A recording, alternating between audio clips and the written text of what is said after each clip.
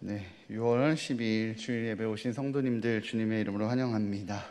네, 우리 다 함께 자리에 일어나셔서 찬양하며 삼위일체 주일 예배로 하나님께 나아가도록 하겠습니다.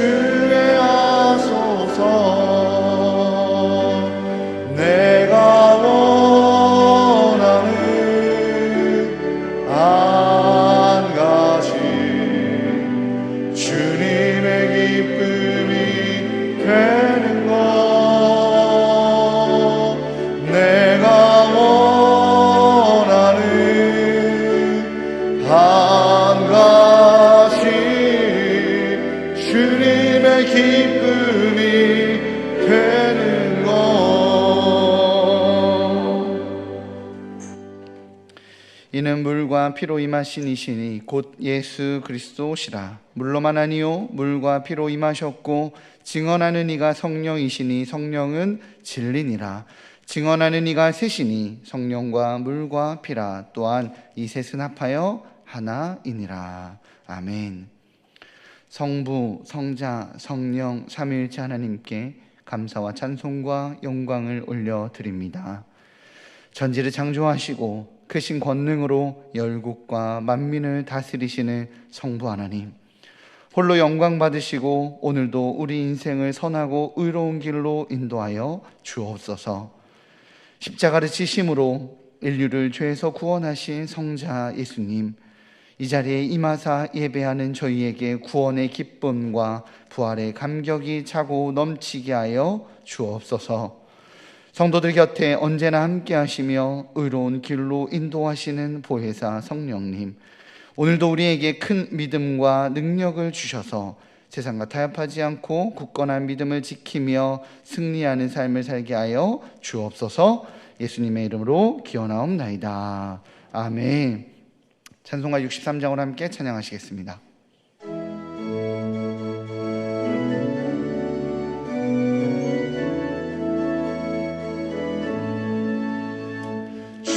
주가 세상을 다스리니 그 위엄이 넘쳐나고 그의 나라와 주의 영광 온 하늘에 가득하다. 저 흉악한 마귀의 무리 다 멸망케 하시는 주, 찬양을 주께 드리니 큰 영광을 받으소서. 주가 권능의 손으로써 이 세상을 창조하니 그의 놀라운 창조 솜씨 만 백성이 경탄하네. 하늘의 별들도 모두 주 영광을 나타내어 늘 돌보아 주시는 주께 큰 영광을 돌립니다.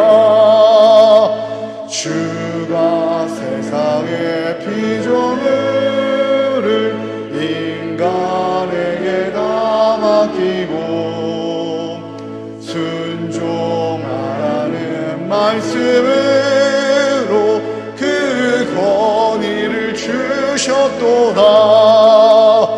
온 땅 위에 주님의 위엄은 넘치며 가득하니 그 나라와 주님의 영광 온 천하에 찬란하다. 아멘. 네, 자리에 앉으신 후에 성시를 교독하겠습니다. 성시 교독문은 고린도후서 4장입니다. 앞에 화면이나 주보 1면을 확인해 주시기 바랍니다. 우리가 이 보배를 질그릇에 가셨으니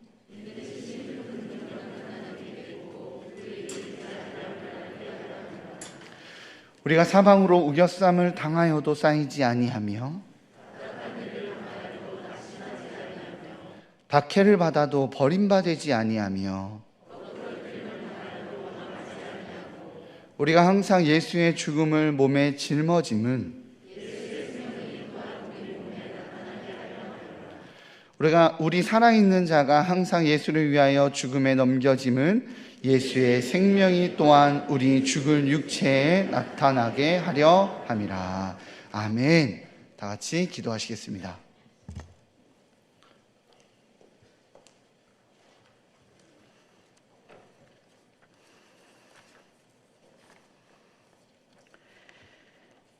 왕이신 나의 하나님이여, 내가 주를 높이고 영원히 주의 이름을 송축합니다. 찬양과 영광을 홀로 받으시기에 합당하신 하나님 아버지, 주님의 은혜와 사랑에 감사를 드립니다. 지난 한 주간도 주의 은혜 가운데 품어주시고 오늘 주의 날에 여러 모양으로 예배에 동참케 하시니 또한 감사를 드립니다. 예배하는 이 시간 주님 앞에 고백합니다. 주님보다 죄를 사랑하고 우리가 원하는 길을 따라 살았던 부끄럽고 죄인된 우리들의 모습을 주님 앞에 내려놓습니다. 용서하여 주옵소서. 바울은 신앙이 깊어지면 깊어질수록 더 성숙할수록 사도 중에 작은 자에서 죄인 중에 괴수라며 점점 낮아졌던 겸손한 모습을 기억합니다. 그렇지만 우리는 직분을 가지면 가질수록, 하나님을 알면 알수록 왜 이렇게 교만하고 거만한 못된 그리스도인이 되어가는지 모르겠습니다. 주님은 이미 십자가에 죽으셨는데 우리는 아직도 내 자신을 죽이지 못한 채 살아가는 우리의 연약한 모습을 용서하여 주시옵소서. 남의 잘못을 지적하지만 나의 잘못을 질책하지 못하는 위선적인 삶을 살았습니다. 이제 회개하며 주님 앞에 나아갑니다. 불쌍히 여겨주셔서 주님의 보혈의 피로 깨끗하게 씻어 주옵소서. 이 시간 주님 앞에 신령과 진정으로 예배드리기에 조금도 부족함이 없도록 성결케 하여 주시옵소서. 주님, 이 땅의 교회들을 위해 기도합니다. 사회적 거리두기로 인하여 교회를 멀리하고 형식적인 예배로 살았던 우리들의 죄의 허물을 되돌아보게 하시옵소서. 먼저 믿는 저희들이 하나님께 순종치 않고 올바로 서지 못함을 용서하시고 교회들이 하나님 앞에 교만함과 욕심을 버리고 온전히 겸손함으로 무릎 꿇게 하여 주시옵소서. 사람이 교회의 주인이 되지 않도록 하여 주시고 하나님의 선하시고 기뻐하시고 온전하신 뜻이 무엇인지 분별하는 교회 되게 하여 주시옵소서. 하나님, 성령 충만의 계절이 왔습니다. 우리 일산 충신교회를 기억하시고 오순절 다락방에서 일어났던 성령 충만함이 이곳에 임하여 주셔서 꺼지지 않는 성령의 불로 충만케 하여 주시옵소서. 그리스도의 엄청나고 크신 사랑을 세상을 향해 뿜어낼 수 있는 교회로 만들어 주시옵소서. 하나님, 모든 것들이 조금씩 회복되어 가고 있기에 우리들의 신앙의 마음가짐도 점차 회복되어 속히 모이게 힘쓰는 교회가 될 수 있도록 인도하여 주시옵소서. 하나님, 기독교적인 가치관이 흔들리며 옳고 그름을 판단하기 어려운 시대에 살고 있습니다. 인용과 반목의 올바른 신앙관을 갖기 힘든 혼탁한 세상 속에서 살고 있지만 진정한 하나님의 뜻이 무엇인지, 선과 악이 무엇인지 잘 판단하는 믿음의 성도들이 되게 하여 주시옵소서. 이 어려운 시기에 새로운 정부가 세워졌습니다. 먼저 모든 위정자들이 하나님을 경외하고 하나님을 두려워하며 국민들의 뜻이 무엇인가 잘 판단하는 자들이 되게 하여 주시옵소서. 무엇보다 우상을 숭배하는 자들과 하나님의 위대한 권위와 섭리를 거슬리는 모든 어둠의 세력들은 주 나사렛 예수 그리스도 이름으로 물리쳐 주시고 그 축복받는 귀한 정보가 되게 하여 주시옵소서. 그래야 그들이 하나님이 살아 역사하심을 깨닫고 솔로몬이 간구하는 것 같이 지혜와 공의를 구하게 하시어 하나님께서 원하시는 올바른 정치를 하게 하여 주시옵소서. 이 나라에 복음의 씨가 뿌려져 지금까지 은혜로 인도하여 주신 것 같이 앞으로도 이 민족 위에 하나님의 긍휼과 큰 축복이 임하여 주옵소서. 하나님이 만들어 가시는 역사의 수레바퀴에 큰 축을 담당하는 민족 되게 하여 주셔서 속히 평화적인 통일이 되어 하나님을 잘 섬기는 위대한 나라로 만들어 주옵소서. 오늘도 단위에 세우신 구영철 목사님의 영육간의 간관함을 주시고 하나님을 대언하여 주시는 말씀이 능력 있게 하시며 살아계신 하나님의 음성이 우리 마음밭에 깊게 심겨져 많은 열매를 맺게 하여 주시옵소서. 시온 찬양대의 찬양을 받아주시고 그 찬양이 우리 삶의 기도가 되게 하시며 오늘 하루 성전 곳곳에서 드려지는 기도와 봉사하는 자들 기억하여 주시고 수고하는 모든 이들의 삶이 하나님께서 주신 기쁨으로 항상 넘치게 축복하여 주시옵소서. 이 예배로 하나님 홀로 영광 받으시고 우리를 구원하여 주신 예수님의 이름으로 간절히 기도드립니다. 아멘.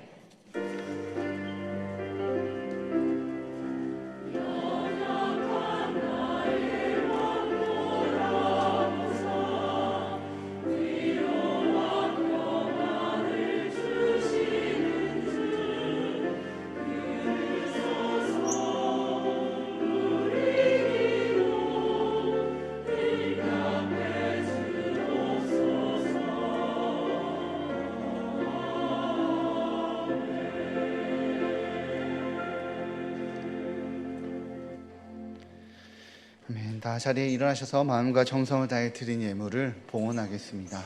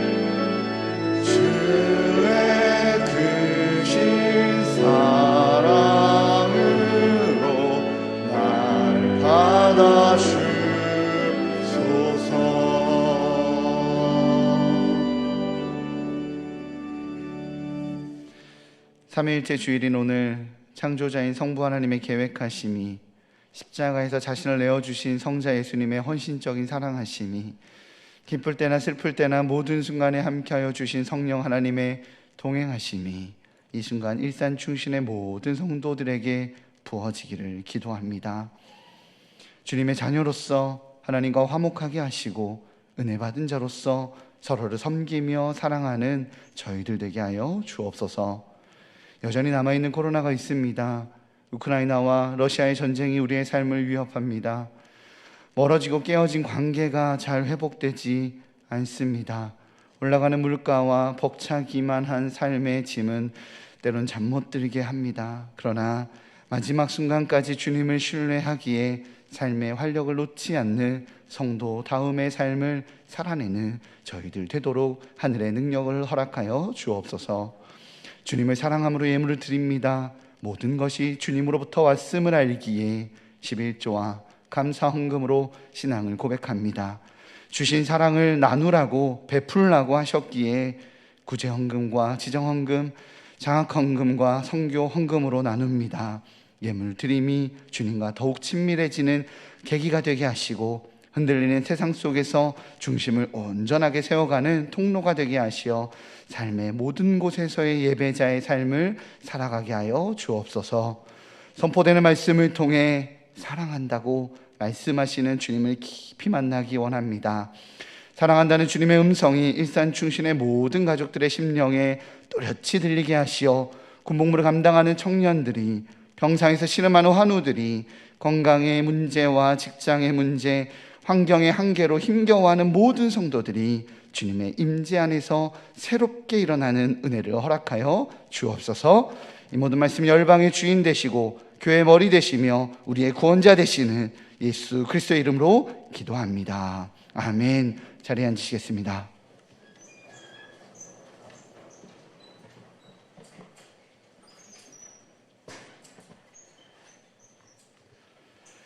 네, 나눔의 시간입니다. 우리 옆에 있는 분들과 예수님의 사랑으로 사랑합니다, 이렇게 이야기하도록 하겠습니다. 네, 예수님의 사랑으로 사랑합니다. 교회 소식에 대해서 나누도록 하겠습니다. 주보 사면을 참고해 주시고요, PPT 화면을 참고해 주시기 바랍니다. 오늘은 삼위일체 주일입니다. 삼위일체의 모습으로 완전한 공동체를 우리에게 보여주신 성부, 성자, 성령 하나님의 모습을 기억하며 사랑과 헌신으로 서로를 섬기는 그런 온전한 공동체를 세워가기에 힘쓰는 귀한 주일 예배가 되시기 바랍니다. 2022년 1학기 예수제자학교 수료자 명단이 간지로 배포되었습니다. 혹 이상이 있으신 분들은 최현식 목사에게 문의하시기 바랍니다. 교회학교 여름사역이 시작되었습니다. 주보 이면에 일정이 기재되어 있으니 일정을 확인하시고 우리 자녀들의 풍성한 여름잔치가 되도록 기도와 협력을 부탁드립니다. 자세한 내용은 주보 이면을 참고하시기 바랍니다. 독거노인 도시락 배달 봉사자를 모집합니다. 일정은 매월 셋째 주 토요일 오전 9시 30분부터 1시간가량입니다. 자세한 문의는 한은순 집사에게 주시기 바랍니다. 장성중학교 앞 샛길에 종종 주차 위반 차량 단속이 실행되고 있습니다. 주일에는 교회 앞 대로변은 주차가 가능하니까요. 가능한 한 우리 대로변을 이용해 주시기 바랍니다. 네, 새가족 등록 신청을 받습니다. 어려운 때지만 교회 등록하셔서 성도들과 함께 행복한 신앙생활 하시기 바랍니다. 등록은 예배 후 2층 나눔의 방에서 해주시기 바랍니다. 네, 오늘 우리 하나님께서 허락하신 말씀은 사무엘상 22장 1절부터 23절까지입니다. 구약성경 446면입니다. 사무엘상 22장 1절부터 23절까지입니다. 네, 봉독하도록 하겠습니다. 그러므로 다윗이 그곳을 떠나 아둘람 굴로 도망하매 그의 형제와 아버지의 온 집이 듣고 그리로 내려가서 그에게 이르렀고, 환난당한 모든 자와 빚진 모든 자와 마음이 원통한 자가 다 그에게로 모였고 그는 그들의 우두머리가 되었는데 그와 함께한 자가 400명가량이었더라. 다윗이 거기서 모압 미스베로 가서 모압 왕에게 이르되 하나님이 나를 위하여 어떻게 하실지를 내가 알기까지 나의 부모가 나와서 당신들과 함께 있게 하기를 청하나이다 하고 부모를 인도하여 모압 왕 앞에 나아갔더니 그들은 다윗이 요새 있을 동안에 모압 왕과 함께 있었더라.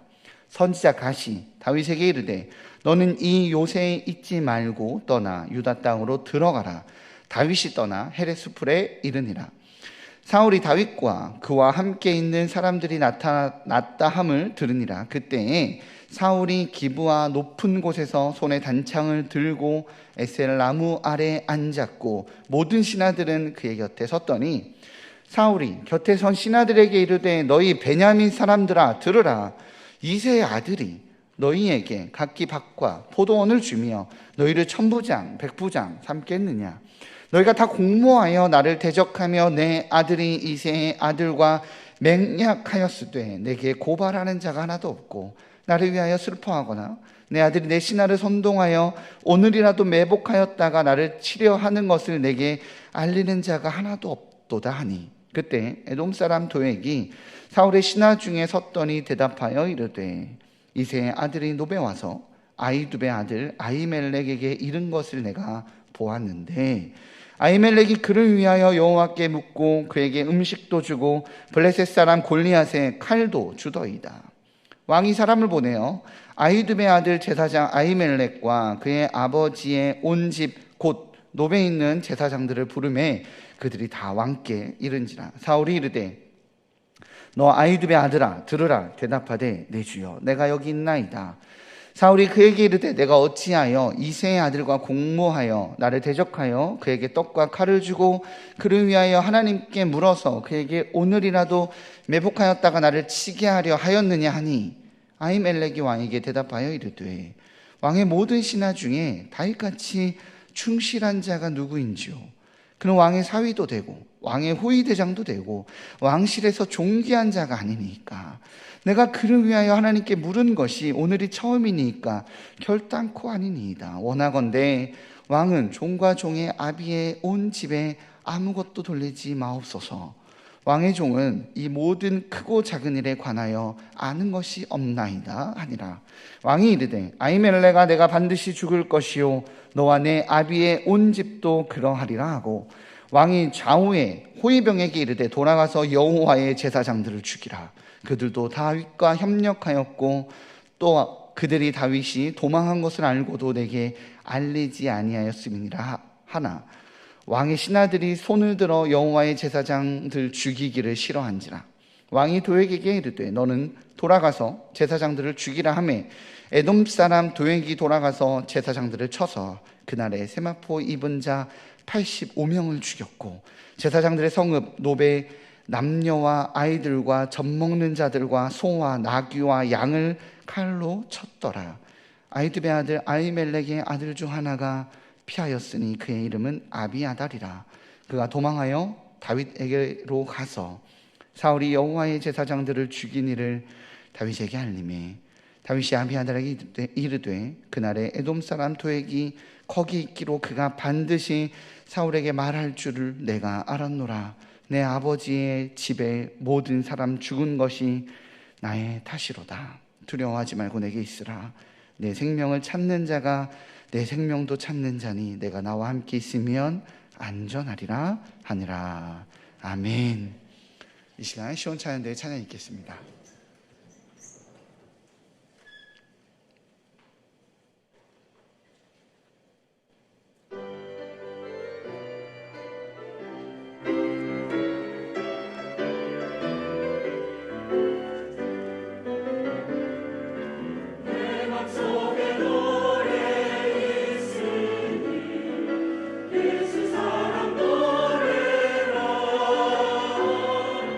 두려워하라 말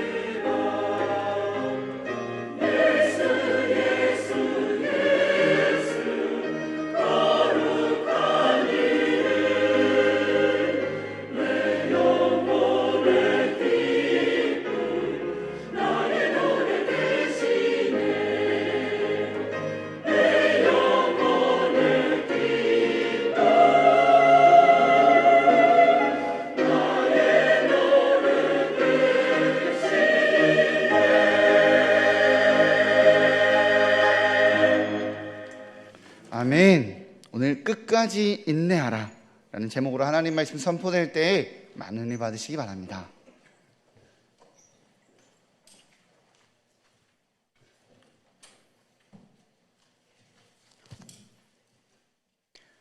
세상이 많이 요란합니다. 첫째, 기근과 지진, 화산 폭발과 전쟁의 소식들, 우리는 이제 날마다 일상적으로 접하게 되었습니다.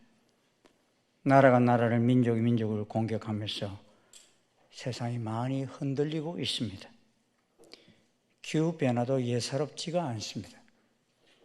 우리나라만 해도 지난 5월 달이 기상 관측이 시작된 1973년 이후로 강수량이 가장 적어서 평균 강수량의 2.4%인 2.9mm밖에 내리지를 않았어요. 별로 놀라지도 않아요. 한강물이 있다고 뭐.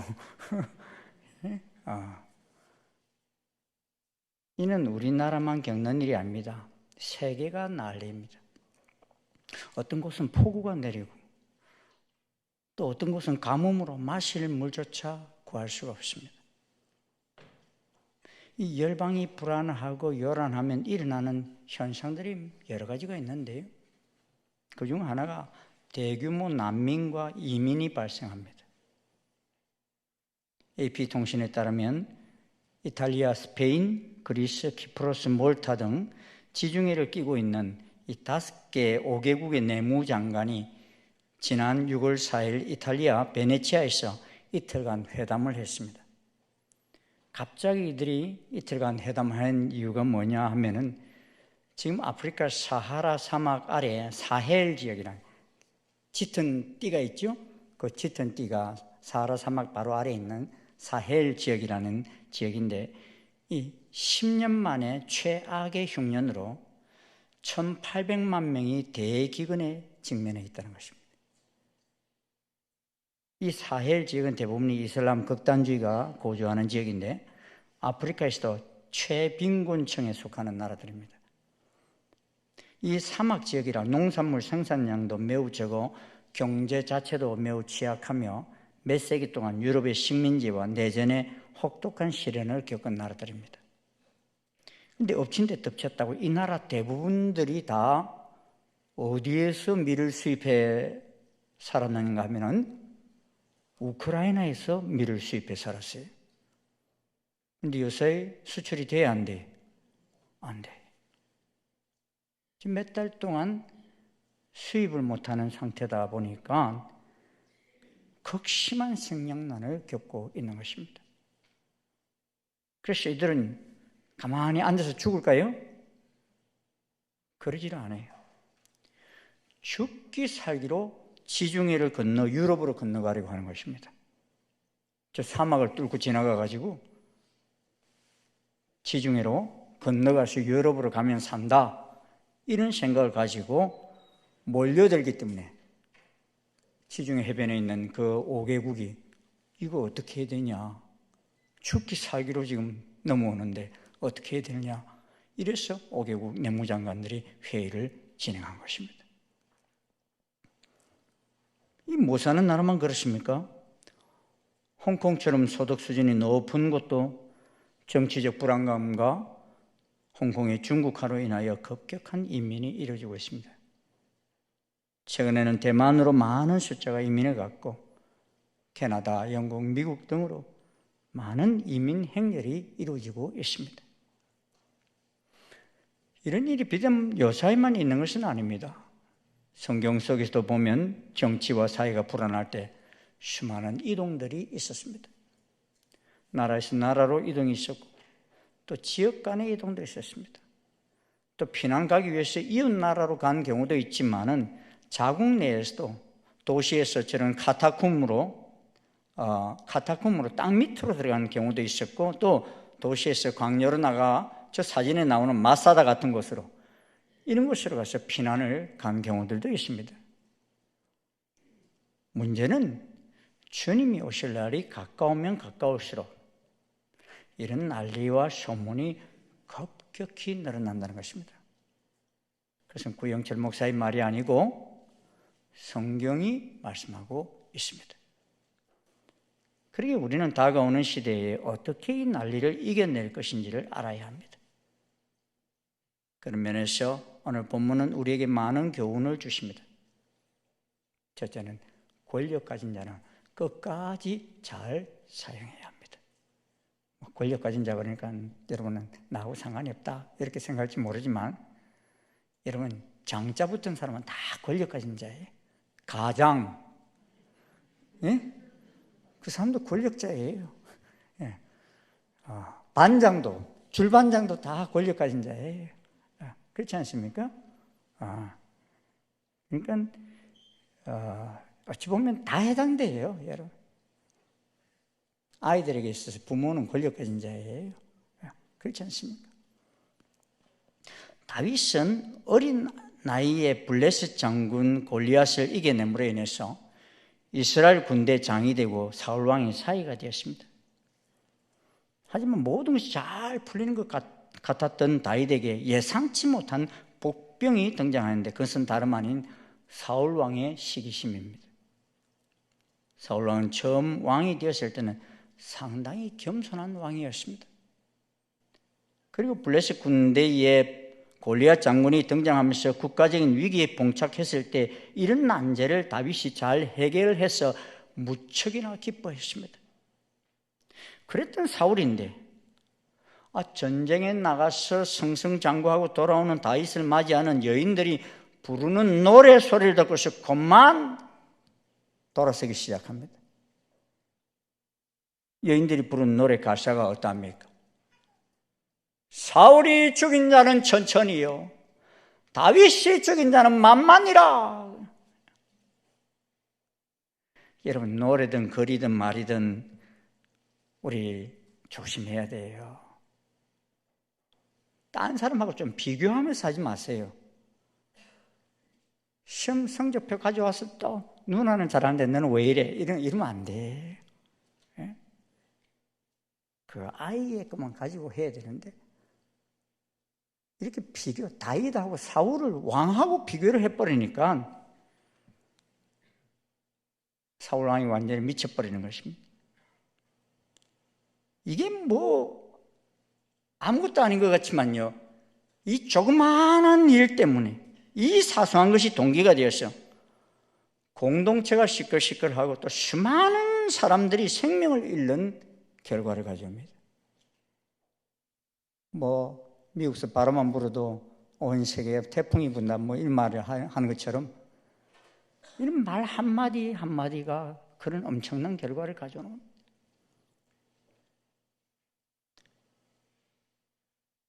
사울은 여인들이 부르는 이 노래소리를 듣고 위기감을 느낍니다. 이러다가 다윗에게 왕자리 빼앗기겠는데? 왕자리를 아들 요나단에게 물려주는 것도 힘들겠구나. 이런 생각에 빠집니다. 그리고 그때부터 다윗을 생각하면 기쁜 것이 아니라 죽이고 싶으십니다. 그래서 자기에게 주어진 왕적 권세를 정작 적을 무찌르는 데 사용하는 것이 아니라 자기의 가장 신복인 다윗을 죽이는 데 사용하려고 합니다. 주어진 권력을 창의적으로 잘 사용할 때는 국가와 민족에 큰 영향력을 미칠 수 있는 반면에 그 권력을 가진 자가 타락할 때는요, 국가와 백성들에게 엄청난 고통을 가져다 줍니다. 명심보감에 보면 권세가 있다고 마음껏 부리지 말라.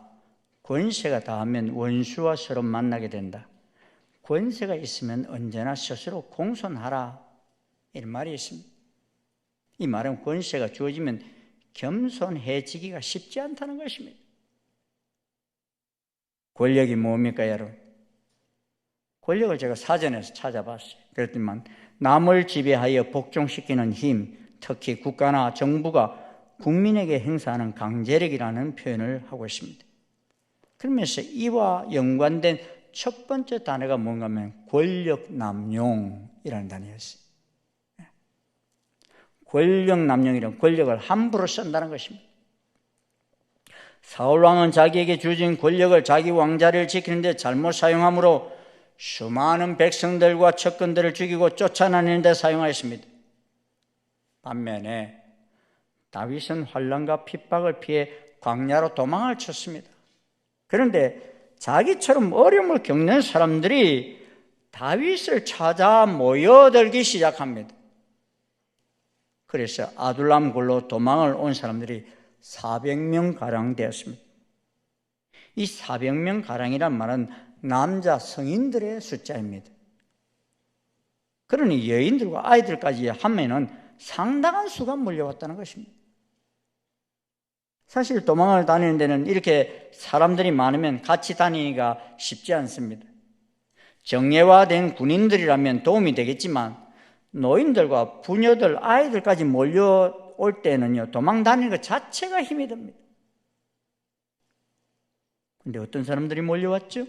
1절, 2절 우리 한번 같이 읽어볼까요? 시작. 그러므로 다윗이 그곳을 떠나 아둘람 굴로 도망하며 그의 형제와 아버지 온 집이 듣고 그리로 내려가서 그에게 이르렀고 환난당한 모든 자, 빚진 모든 자와 마음이 원통한 자가 다 그에게로 모였고 그는 그들의 우두머리가 되었는데 그와 함께한 자가 400명가량이었더라.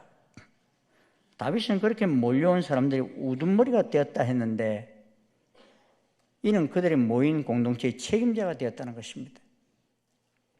사실 어떤 공동체의 책임자가 되는 것도 물자가 풍부하고 재정도 넉넉하고 평안하고 튼튼한 공동체라면 할만하죠. 그런데 지금 이 다윗이 책임진 공동체는요, 생명의 위협을 느끼는 자들, 경제적으로 파산을 맞이한 사람들, 마음이 상할 대로 상한 사람들이 모여들었어요. 병원으로 말하면 중환자실 실장이 된 것입니다, 여러분. 그런데 다윗은 그들이 몰려오자야 그들을 되돌려 보내지 않고 그들과 함께 할 것을 결정합니다. 그리고 끝까지 책임을 지려야 합니다. 이는 다윗에게 주어진 권력을 통해 어떻게 해서든지 고통하는 심령들, 죽어가는 그 백성들을 살리고자 했던 것입니다. 이 땅에서 저질러졌던 수많은 전쟁들과 인명살상을 보면요, 권력 가진 자들의 잘못된 판단과 시행으로 인해서 수많은 사람들이 죽고 상상할 수 없는 파괴가 일어났습니다. 여러분이 잘 아는 대표적인 사람, 권력 가지고 수많은 사람을 죽인 대표적인 사람이 누구예요? 기억나는 사람? 예? 저는 탁 그러면 히틀러가 탁 생각이 나요. 예? 권력 가지고 유태인들 600만 명이나 깨서 실어 죽였지 않습니까? 근데요, 며칠 전에 제가 인터넷을 딱 보다가요, 아니 이 히틀러보다 더한 사람도 있었네 하는 사실을 딱 발견했어요. 지난 6월 7일 필리프 벨기에 국왕이 과거 콩고 민주공화국 식민 지배에 대해서 깊은 유감을 표명하는 시간이 있었습니다. 2013년에 즉위한 필리프 벨기에 국왕은 민주 콩고가 독립 60주년을 맞이한 2020년 민주 콩고 식민 지배에 대해 역대 국왕으로서 처음으로 유감의 뜻을 밝혔습니다. 그는 연설에서 많은 벨기에인이 당시 진정으로 콩고와 국민을 위해 헌신했다고 해도 식민 체제는 착취와 지배에 근거한다며 식민 지배는 가부장주의, 차별, 인종차별로 점철된 불평등한 관계 중 하나로 그 자체로 정당화될 수 없다라고 강조했습니다. 이런 유감을 표한 이유가 뭐냐면요, 벨기에는 1885년부터 1960년까지 민주 콩고를 식민 지배했는데 이 중에서도 벨기에 왕 레오폴드 2세가 개인적인 영지로 지배했던 첫 번째 23년간의 민주 콩고는 정말 끔찍했어요. 인구 1000만 명이 살육과 기근, 질병으로 목숨을 잃은 것으로 추정하기 때문입니다. 그가 지배했던 23년 동안요, 민주 콩고의 인구가 1000만 명이 줄어들었어요. 1,000만 명이 줄어들었다니까요. 안 놀래. 이 레오폴드 2세는 잔혹한 식민 통치를 하며 학살을 자행해서 콩고의 학살자라는 악명을 얻게 되었습니다. 왜 이렇게 학살했냐? 그는 때마침 고무 타이어를 사용한 자전거가 발명됐고 자동차 산업이 폭발적으로 성장하면서 고무 수요가 폭증하자 이 콩고 민주공화국의 국토 전반을 고무나무가 덮고 있던 이 콩고는 황금알을 낳는 거위가 된 겁니다. 그런데 가만히 놔둔다고 고무가 생산이 됩니까? 안 되잖아요. 그걸 누군가 채취해와야 돼. 채취해와야 되다 보니까 이 국왕이 그 콩고 원주민 전부를 모조리 고무 생산에 투입을 합니다. 그런데 이 일을 하기 위해서 악랄한 수법을 동원했습니다. 원주민의 아내와 딸들을 감금해놓고 고무를 가져오면 풀어주겠다고 협박하는가 하면은 강제노동을 거부하는 마을은 몰살을 시킵니다. 그리고 고무 할당량을 맞추지 못하면 목숨으로 갖게 하고 그걸 할당량을 못 채운 그 사람은 손을 잘라버려요. 손목. 지금 앉아있는 아이가 손목 잘리는데 하나이만 저런 게 아니에요. 제가 너무 잔인해서 인터넷에 나오는 사진을 내가 다 실질 않고 하나만 저렇게 예쁘장한 아이만 실었어요. 수많은 사람들이 이 손목이 다 잘린 거 있잖아요. 할당량 못 채웠다 해가지고 인정사정 없는 착취와 수탈, 극악무도한 살육으로 콩고는 지옥이 되어버렸던 것입니다. 권력을 누가 잡느냐에 따라 이렇게 엄청난 타락의 열매를 따야만 했습니다.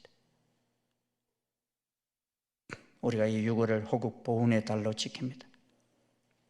이유가 무엇입니까? 이는 우리가 잊을 수도 없고 잊어서는 안 되는 6.25 전쟁이 바로 1950년 6월 25일 주일 새벽에 발발했기 때문입니다. 이로 인해서 거제도에만도 15만 명이 넘는 피난민이 몰려왔어요. 거제도민 숫자보다도 더 많은 피난민이 몰려왔어요. 여러분, 세상에는 좋은 권력자가 그리 많지 않습니다. 그런데 그 권력의 힘이란 참으로 무섭습니다. 지금 우리는 우크라이나에서 일어나고 있는 전쟁을 보고 있습니다. 우크라이나 병사들이 하루에 100명 내지 200명 정도가 계속 죽어가고 있다고 대통령은 말하고 있습니다. 하루에 병사가 100명, 200명 죽어간다는 것은요, 매일 젊은 과부가 100명 이상 생겨나고 있다는 것이에요. 그런데 지금 며칠째예요? 100일째예요, 100일째.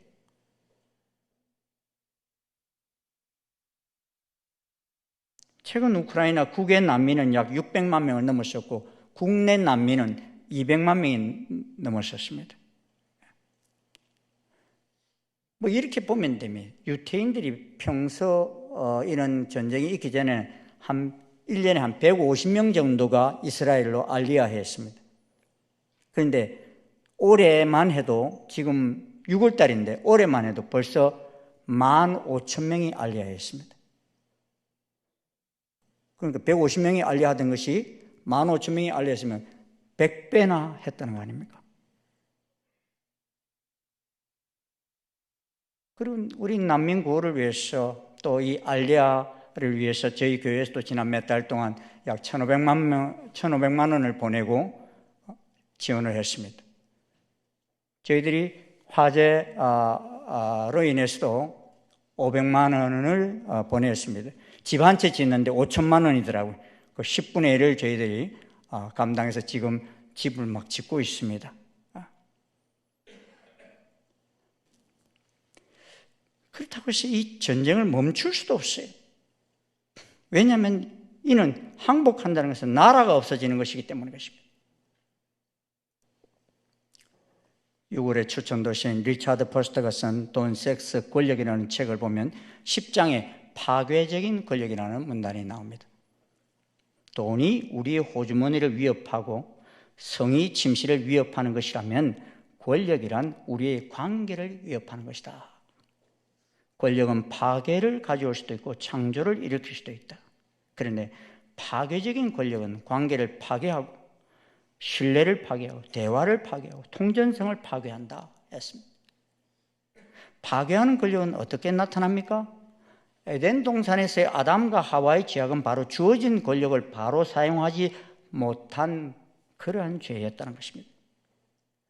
그들은 마땅한 것 이상의 존재가 되려 하였고 그 이상을 갖고자 하였습니다.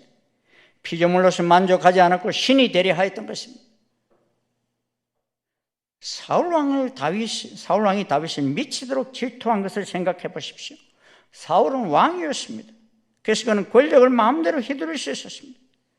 그러나 권력으로 사랑을 명령할 수는 없는지라 백성들은 다윗을 좋아하였습니다. 사울은 백성들의 마음을 움직이는 데는 무력하였기에 닥치는 대로 다윗을 해하기 시작했습니다. 그는 권력이 손가락을 빠져나가는 것을 용인하느니 차라리 살인을 선택했습니다. 사울의 권력에 대한 욕망을 인해 그와 다윗의 관계가 얼마나 비극적인 국면으로 변했는지 보십시오. 심지어 자기 아들인 요나단과의 관계도 깨지고 말았습니다. 어디 그뿐입니까?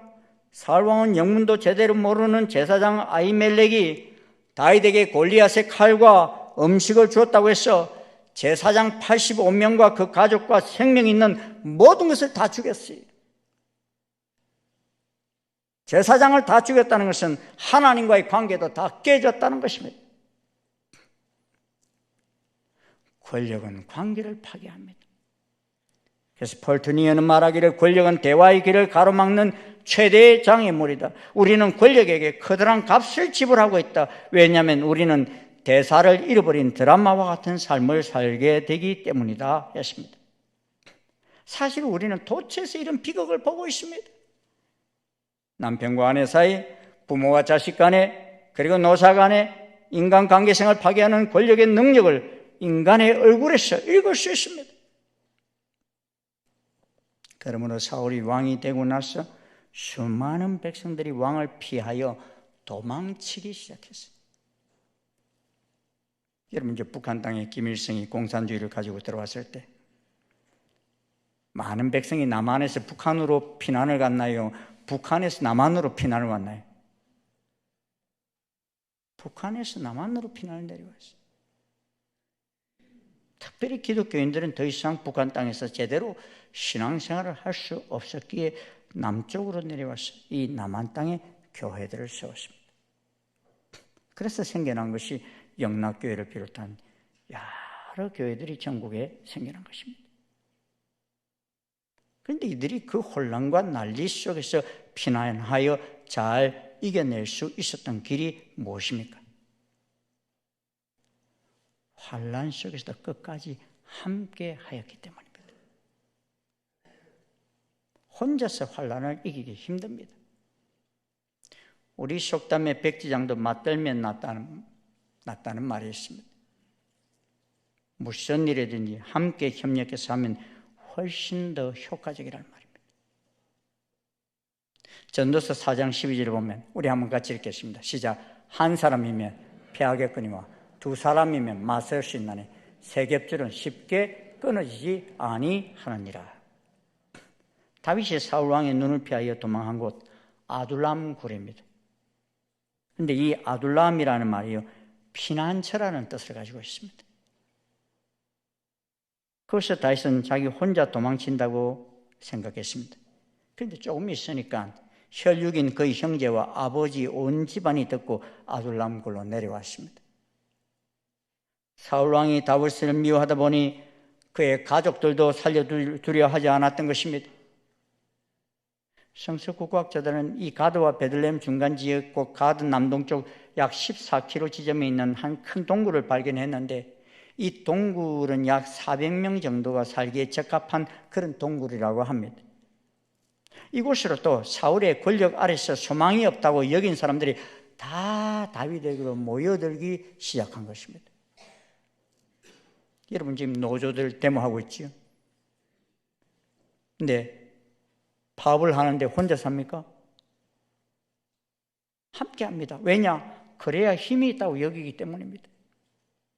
북한이 혼자서 전쟁했습니까? 저들은 중국과 러시아를 등에 업고 했습니다. 사실 6.25 때 중국에 인해준설이 없었다면 지금 북한은 존재하지도 않습니다. 또 대한민국 유엔에 참전이 없었다면 이 대한민국도 사라졌을 것입니다. 우리가 오늘 여기에서 예배드릴 수 있는 이유가 무엇입니까? 환난을 끝까지 함께하는 자들이 있었기 때문에 이겨낸 것입니다. 그러나 마지막 때에는 모이기를 피하는 어떤 사람들의 습관과 같이 하지 말고 오직 구원하여 그날이 가까움을 볼수록 더욱 그리하자 그랬습니다. 더욱 어떻게 하자는 거예요? 더욱더 잘 모이자 하는 것입니다. 더욱더 잘 함께 하자는 것입니다. 여러분, 세상에서의 함께는 이익 창출이 되지 않으면 버립니다. 능률이 떨어진다 여기면 버립니다. 심지어 부부조차도 경제적으로 어려워서 헤어지는 경우들이 많습니다. 이번에 중국의 상해에 보니까요, 코로나 점점 해제가 되니까 이혼 신청이 엄청나게 늘어났다고 그래요. 뭐 집안에 너무 같이 오래 있다 보니까 부부싸움을 많이 했는지.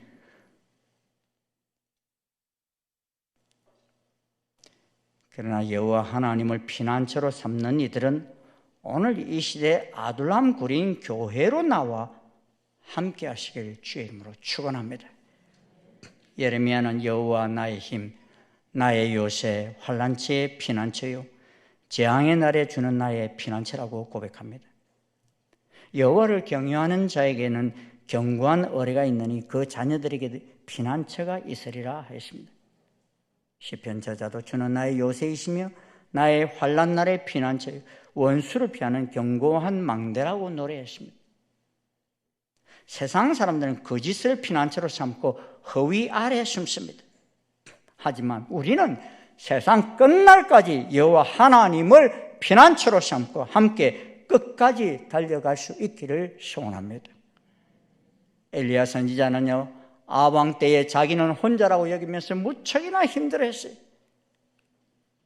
그때 하나님께서 뭐라 말씀하십니까? 내가 이스라엘 가운데 7,000명을 남기리니 다 바알에게 무릎을 꿇지 아니하고 다 바알에게 입 맞추지 아니한 자다. 너만 바알에게 무릎 꿇지 않은 것이 아니라 너처럼 무릎 꿇지 않는 자가 7,000명이나 있다. 그 외로워하지 말라는 거예요. 순교를 각오하고 바알에게 입 맞추지 아니한 사람이 엘리야 자기 혼자만이 아니라 더 있다는 것입니다. 우리가 바알에게 무릎을 꿇지 아니한 이 시대에 하나님의 사람들이 될 수 있기를 주의 이름으로 축원합니다. 셋째는 환난 때에도 끝까지 성령님의 이끄심을 받아야 합니다. 따라합시다. 성령님의 이끄심을 받읍시다. 사실 22장 3절을 보면 다윗이 아둘람 굴에 있다가 거기서 모압으로 건너가서 모압 왕에게 청혼을 합니다. 이 요단강을 건너가면 모압이에요. 그가 모압 왕에게로 가게 되었다는 것은 아무래도 수백 명의 부하들과 가족들과 함께 아둘람 굴에서 생활한다는 것이 쉽지가 않았기 때문입니다. 왜냐하면 그 많은 사람들이 노출되지 않고 살기가 쉽지 않기 때문입니다. 그리고 모압으로 간 이유가 뭐냐면 다윗의 정조모 룻이 모압 여인이었어요. 여러분, 룻기 잘 아시죠? 예. 다윗은 모압 민족과 어느 정도 혈연적 연관성이 있습니다. 그래서 또 사울 왕국과 적대 관계에 있었던 모압 민족이 사울 왕의 경쟁자인 다윗 자신을 후원할 것이다 라고 기대하였기 때문입니다. 그리고 일단 피신하였다가 다시 이스라엘 땅으로 돌아오기에 적당한 거리에 있기 때문에 그 심정으로 모압 땅으로 갔습니다. 그런데 하나님의 뜻은 다윗의 생각과 달랐어요. 여호와 하나님은 다윗이 환난 가운데 있을지라도 유다 땅을 떠나기를 원치 않으셨습니다. 그래서 갓 선지자를 다윗에게 보내어서 너는 이 요새 있지 말고 떠나 유다 땅으로 들어가라 말씀하십니다. 이 요새란 모압 땅의 요새입니다. 거기를 떠나라는 것입니다. 이때 다윗은 지체하지 아니하고 그 모압 땅을 떠나 헤렛 수풀에 이릅니다. 우리가 그리스도인이라고 하지만도 무언가를 결정할 때 하나님께 묻지 않고 하나님 뜻을 묻지 않고 행할 때가 있습니다. 그러한 때 하나님은 우리 길을 바로 이끌어 주시기 위해 선지자를 보내시기도 하시고 성령님을 보내셔서 우리의 길을 바로 이끌어 주십니다. 그러한 때 우리는 보이는 현상을 따라서만 갈 것이 아니라 성령님의 이끌림을 따라 갈 수 있기를 바랍니다. 왜 성령님을 보혜사라고 합니까? 성령님은 우리 가는 길을 이끌어 주시고 도와주시기를 원하시는 분이시기 때문입니다. 여러분이 다 성령님이 함께 계심을 믿으십니까? 그렇습니다. 또 하나님께서는 말씀을 통하여 우리 가는 길을 인도해 주십니다. 그래서 주의 말씀은 내 발에 뭐라고요? 등이요 내 길에 빛이다 그랬습니다. 아주 구체적으로 말씀하셨어요. 우리 생각에는 가장 합당한 길이라고 여기고 결정하려고 해도 하나님의 생각은 다를 수 있습니다. 그런 경우들이 있죠. 다윗은 자신이 하나님 성전을 짓겠다고 했죠. 그런데 하나님은 너는 전쟁터에서 피를 많이 흘린 자이기 때문에 너를 통해서 내가 성전 짓는 걸 원치 않는다. 너의 아들 솔로몬이 성전을 짓기를 원한다. 이러셨죠. 아브라함은 기근에 나일강이 흐르고 있는 애굽으로 내려가서 살겠다 하고 내려갑니다. 하지만 하나님은 기근 속에서도 가나안에 머물기를 원하셨어요. 하나님의 생각은 나의 생각과 전혀 방향이 다를 수 있습니다. 해결하는 법도 다를 수 있고 길도 다를 수 있습니다. 그러기에 우리는 하나님의 음성에 귀를 기울일 수 있어야 합니다. 하나님께서 어떻게 응답하실지 아무도 모릅니다. 말씀으로 하실지 사람을 보내실지 꿈이나 환상으로 보여주실지. 하지만 우리는 하나님의 뜻이면 언제든지 순종하겠다는 자세를 가지고 나아갈 때 하나님은 이 시대 속에서도 각과 같은 선지자를 보내셔서 세상 끝날까지 우리를 이끌어 주실 것입니다.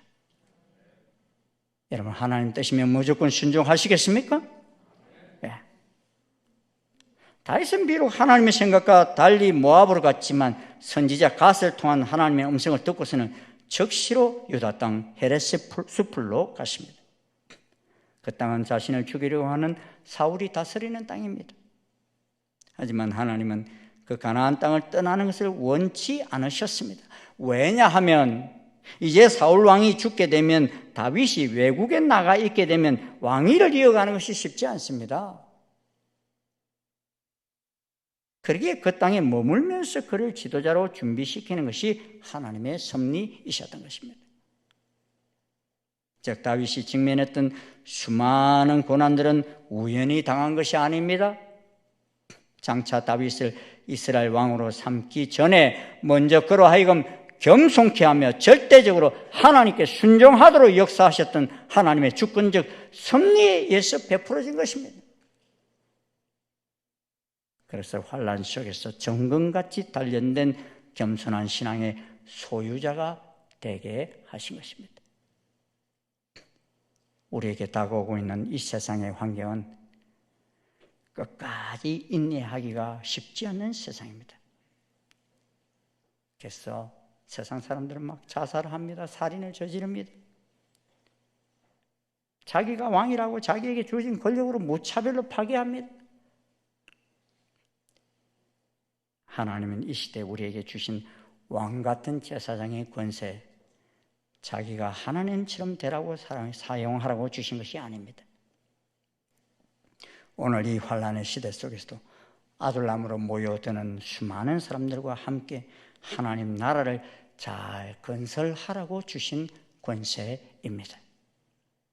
우리 일산 충신교회 이 마지막 때 아둘람 굴이 되어서 함께 다가오는 이 환난을 끝까지 인내하며 잘 이겨내는 복된 하나님의 공동체가 되기를 소원합니다. 하나님의 은총이 이 아둘람 굴로 오는 모든 이에게 놀라운 은혜가 넘쳐나기를 주의 이름으로 축원합니다. 기도하시겠습니다. 고맙습니다, 주님. 세상이 무척 복잡다단하고 어려움 속에 있지만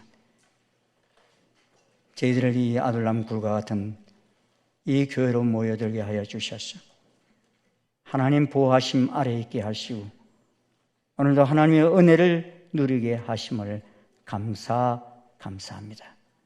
주님, 저희들이 세상 끝날까지 혼자가 아님을 늘 잊지 않게 도와주시옵소서.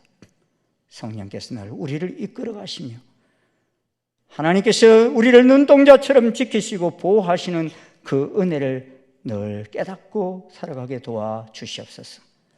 보이는 세상 환난만 두려워하지 않게 도와주시옵시고 우리와 함께 보이지 않게 늘 은밀히 동행하시는 하나님의 그 사랑을 깊이 경험하며 살게 도와주시옵소서. 예수님 이름으로 기도드리옵나이다.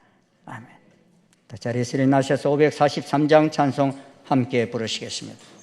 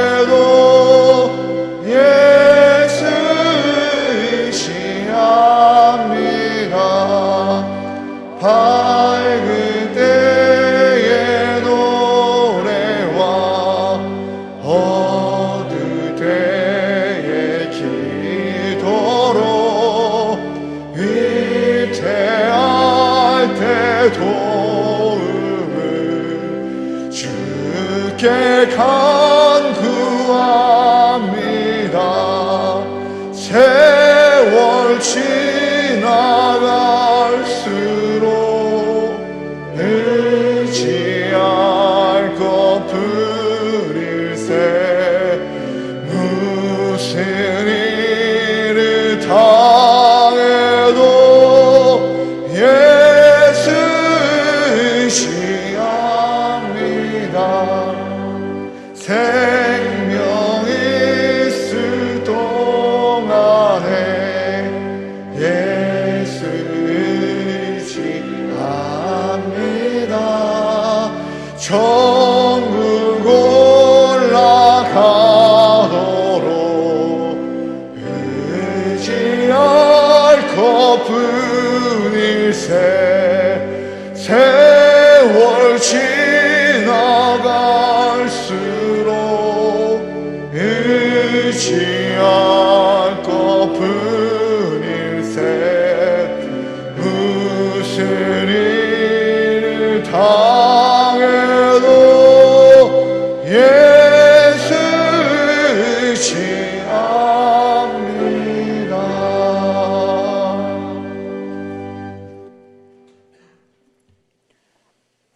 예수 그리스도의 은혜와 하나님 아버지의 지극하신 사랑과 성령님의 교통, 역사, 인도하심이 이 환난과 난리 속에서도 우리에게 주어진 권세를 잘못 사용하지 아니하고 하나님의 뜻을 늘 분별하며 우리를 향하여 나오는 아둘람 굴로 향하여 나오는 모든 심령들과 함께 하나님의 나라를 아름답게 끝까지 인내하며 만들어가기를 소원하는 아버지 모든 주의 자녀들 머리 위에 그 발걸음 위에 이 민족 역사 위에 지금부터 영원토록 함께 하옵시기를 간절히 축원하옵나이다.